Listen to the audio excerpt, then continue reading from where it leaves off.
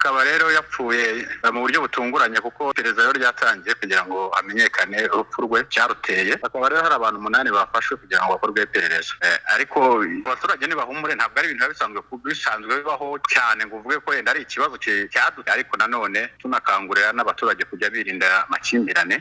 Mu karere ka Kicukiro mu murenge wa Gikondo habereye ibiteye ubwoba byarishije abanyarwanda benshi cyane. Iyi ni inkuru mbi yahamuye abanyarwanda benshi cyane, abandi barwara imitima. Umwana w'imyaka 17 y'amavuko yaje gufatwa ku ngufu ku gicamunsi mu masaha ashira saa 12 z'umugoroba, ubwo umwana yaragiye ku isantire kugura umunyu, aza gufatwa n'abagabo basanga 5 bamufata ku ngufu paka uyu mwana haburiye ubuzima.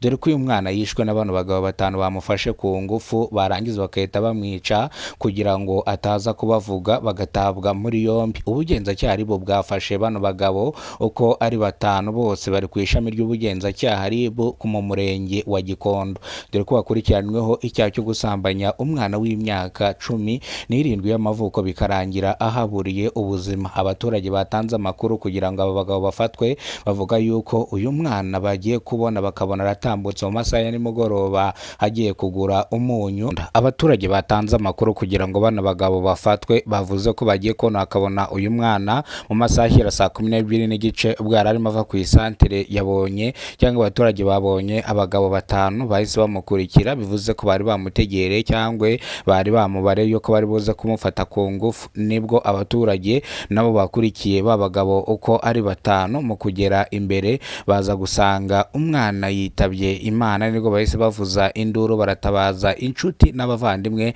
n'inzego z'ubuyobozi zihita zihagera, ndetse abagabo 5 bahita bashakishwa, bahita bafatwa batabwa muri yombi. Dore ko bamwe mu baturage bano bagabo bari bazwi muri quartier ari abagabo bishyize hamwe bakiyita abaparakomando, ubwo bafataga abana batujuje imyaka y'ubukure ku ngufu bakanakubita abaturage, bakanahohotera abaturage. Bivuga yuko bano bagabo biremye mu gatsiko n'ibisambo hano barazwi, dore ko bamwe mu baturage bavuga yuko babajujubije kano gatsiko ka bano bagabo uko ari 5. Kubwo amahirwe bose bahise bafatwa batabwa muri yombi n'ishami ry'ubugenzacyaha ribu.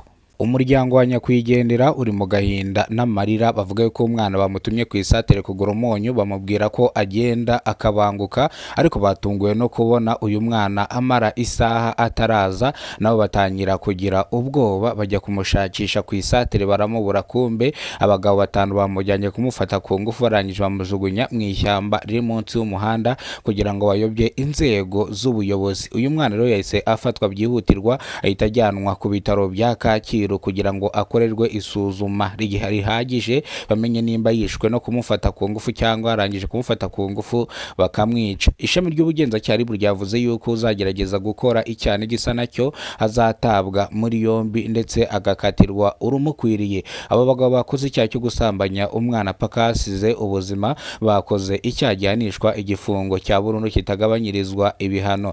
Dore ko bamwe mw'abana bagabo bafashwe bavuze yuko ibo batigeze bakora kino cyaha, gusa uyu mwana bamukurikiye ariko ntago bigize bamusambanya kugeza ubwo bamwica. Nuko nguko bireguye bavuga, ariko n'amatakira ngo dore ko bababajije icyo bakurikiranaga uyu mwana ari igiki, bavuga ko bacaga bitambukira, ndetse bongera banababaza ibirego biri muri ribu bisanga 5 byo gukubita no gukomeretsa no kwambura. Bavuga yuko ari abaturage babaharabika, ibingibi batajya babikora. Ishami ry'ubugenzacyaha ribu ntago ryitaye ku byo bavuze, ahubwo batawe muri yombi mu gihe ari gukorwa iperereza ryimitswe kugira ngo iki cyaha kibahame ubundi bakatirwe urwa burundu. Umuryango wa nyakwigendera uri mu gahinda n'amarira, bavuga ko babuze umwana wari umunyabwenge, umwana yigaga mu wa 3 w'amashuri abanza, umwana wazaga mu cyiciro cya mbere, umwana wabaga uwa 2. Basigaye mu gahinda n'amarira dore ko ari uwo mwana wenyine bari bafite, dore ko nta wundi mwana bari bafite. Umugabo ari mu gahinda, umugore ari mu gahinda, barimo barasenga Imana kugira ngo izabahe akandi kana, dore akana bari bafite kitabye Imana. Iyi nkuru yarishije abaturage benshi cyane, na gahinda gakomeye cyane. Iyi nkuru yashenguye imitima ya benshi. Iyi nkuru rero yumvikanye mu karere ka Kicukiro mu murenge wa Gikondo, niho bino byabereye aya mahano. Ibyarishije n'inzego z'ubuyobozi zibura icyo zikora. Bano bagabo bundi bwo abaturage bumvaga bakwicwa nk'uko bishe kano kana, ariko amategeko y'u Rwanda avuga yuko umuntu wakoze icyaha agomba guhanwa ndetse agahanishwa igifungo cya burundu, nawe akazapfa yicuza icyaha yakoze. Ngayo nguko rero, reka amakuru yacu tuyasubikire hano. Amakuru nakagaruka, niba rwo bwa mbere ugize kubona umuyoboro wa Kidasamura TV Rwanda, ibuka gukora subscribe, ufungura inzogera, uzajya umenya byinshi dukora umunsi ku munsi. Imana ikurinde, Imana iguhezagire, Imana iguhereze ubuzima buzira umuze.